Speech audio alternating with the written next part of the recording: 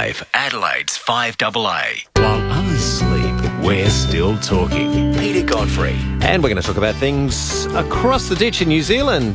Joining us for the first time this year, Selwyn Manning from livenews.co.nz. Selwyn, good morning. Yeah, good morning, Peter. It's good to be back. And Happy New Year to you. Welcome to 2014. It's same to you guys. Happy New Year, and I hope those fires certainly extinguished very quickly. I hope. Yeah, well, this one's flared up overnight, the one up in the southern Flinders. Hopefully that's well in hand. I'm sure the CFS guys are onto it. Although, boy, they've had a tough week, that's for sure. We've been stealing all the rain, Peter. I think it's been a summer of rain over the south. Okay. Okay. Well, we've had the heat and you've had the rain. Yeah. Hey, a few political things to talk about this morning. You're in an election year, and your political leaders were all staking out their ground for the year ahead. Yeah, they are. And it kicked off with the Prime Minister, John Key, over here. He's indicated all of those parties that he's prepared to work with after the election and what parties he will not invite to help National become the government once again. Now, remember, over on this side of the coalitions of, the way it goes, it's very rare. And under the MMP system over here, we've never had a single party actually assume the numbers to be able to govern. So that's been in place since 1996. So the expectation is that this stage in the game, and we've got almost a full year to run before the election, Peter, so you probably suffer us talking about this kind of thing for a fair while, but it's expected at the very latest to be around November. He could call it early, but that's about where it is. Now, he has indicated that, and, everyone's waiting on his bated breath, and it was surprise. Most of the parties he named that he would be prepared to work with as the leader of the National Party if he was trying to pull a coalition together were the ones he's been working with anyway, and that is the United Future Party, that's a party of one MP, the ACT Party, should it get back into Parliament over here. It's only got one MP in the House at the moment, and he's the disgraced John Banks, who's actually facing charges in court over donation illegalities, let's put it that way. So that party has got a big challenge to find a new candidate. It looks like it's well and trained for that, but it'll be interesting to see where it goes. And also the Maori Party was the other one that the Prime Minister said he'd work with. Once again, the Maori Party is actually against the wall trying to hold up its numbers, and it looks very, very dicey as to whether or not it will get any more than one MP back into the House. So John Key's indicated all of these parties he's prepared to work with, but he certainly doesn't look like he would even have the numbers there. So what he's done, Peter, is he said, but at the end of the day, if we have to, we're going to go and talk to New Zealand First. Now, New Zealand First has been like his nemesis really going back since he became the Prime Minister in 2008. It's a nationalistic kind of party, certainly has a immigration at the heart of its policy, Peter, and doesn't like the social consequences that impact on the country if immigration isn't controlled properly. And New Zealand First is seen by the immigrant communities here in New Zealand to be against them.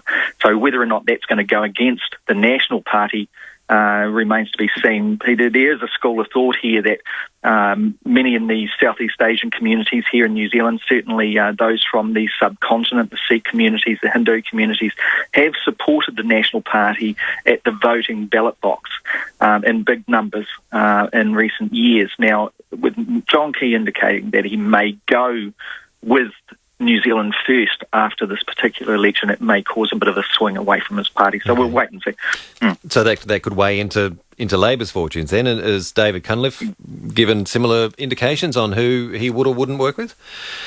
Well, he's doing his State of the Nation address this week, so we're expecting more from David Cunliffe relating to policy. So he's going to be mapping out exactly what Labor intends to be ratcheting up, particularly in the next few months, the problems as Labor sees it under his leadership and what their solutions are. And he'll be getting a lot of attention. David Cunliffe is a slick operator, particularly in his communication, certainly in his political responses. He's a far cry from the previous leader, David Shearer. So there'll be a lot more attention on David Cullis, but he still needs the Green Party on side with him. And remember, John Key was also rolling out parties that he would work with. Obviously, the Labour Party was one of those that he says there's no way that they could find common ground. The Green Party, he said, were too strange and leftist. And he also indicated that the Mana Party, which is more aligned to the Māori vote, but very much on the left side of the economic axis. So those are the ones he ruled out. That leaves one other, Peter, that I think I mentioned to you off here, that is starting to rise here in New Zealand, and the big question marks around that. That would be Kim.com's party, is it?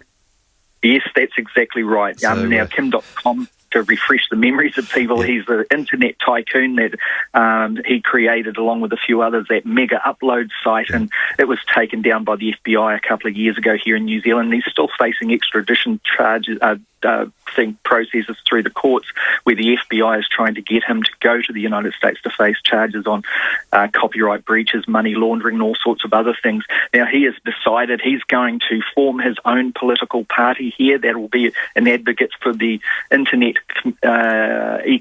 economics here in New Zealand, and also he wants to see a distance between New Zealand responding in train to the United States demands on such things. So you can see there's quite a lot of self-interest relating to that last part and the charges that he's facing.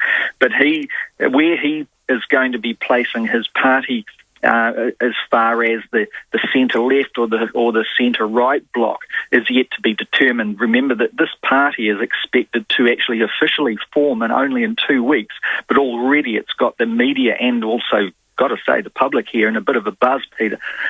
He had announced that he was going to launch it this Monday just gone past. And it was going to be this big razzmatazz kind of showbiz thing where he's also launching an album that he's done and all this kind of thing. And 20,000 people indicated that they were going to go to this party as he called it. Then the New Zealand Electoral Law Commission warned .com and others that if this was about the political party, that it could actually be in breach of New Zealand's electoral laws, and that there were freebies along that, and it was seen to be teasers and teasing for the vote. So he had to call this party off, which created another great big roll of media attention and people talking about it and all of this type of thing. The questions, Peter, are really on this is John Key going to be able to horse trade with Kim.com's internet party should it make Parliament? And it does look like it could possibly get there. There's a big if around that, but it looks like it could get there, and you may get a situation where these two people sit at the table and have to horse trade to see who they're going to actually prop up. Wouldn't you like to be a fly on the wall at that meeting? Hear what's going on. You can imagine them sitting there and Kim.com saying to John Key, "Do you want my support? You want to be the Prime Minister? Well, you've got to do this." Yeah. So is Kim is he being taken seriously? Is it seen that way, that he could play a serious political role? All the new generation voters, I shouldn't say all, but it's predicted that a sizable amount of the new generation voters are very much interested in this particular party as it's forming. And then there's those that perhaps have. There's another school of thought where there is another large block of voters that, mainly in the male frame, that have voted National in the past, that's that freedom and entrepreneurial kind of aspect to their vote, that they are interested in this because of the internet economy and what .com's people are talking about. Now, .com does not have New Zealand citizenship here. He has permanent residency, but he doesn't have citizenship. So he himself cannot stand for his own party for the Parliament here. So they're working a constitution at the moment so he can be like the president of it, and then he has his people campaign, just like any other party, to get into Parliament. Now, they seem to have a strategy at this stage where they will be going for that 5% threshold where a party needs 5% of the vote to be able to get its MPs in. If it does get to the 5%, well, then it's going to take about 6 or 7 MPs in. It appears at this stage that that's what they're going for. So those are the more finer details of their strategy. But yes, in answer to your question, it does look like it possibly could get there. Okay. Be an interesting one to watch. Let's move to another even more intense form of politics, perhaps. Sports been pretty good over summer for New Zealand sport. New Zealand cricket, you guys have done fairly well.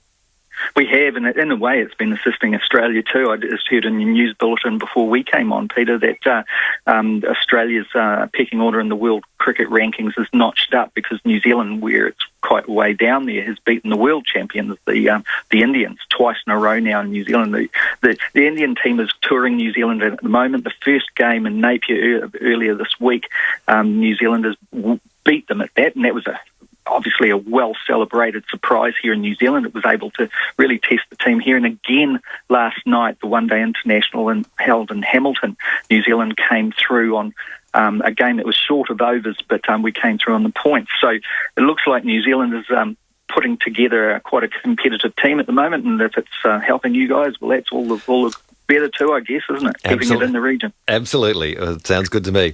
And as you said at the start, your summer very wet. You've got all our rain that we would have liked, but temperature-wise, you haven't had anything scorching either, though, have you?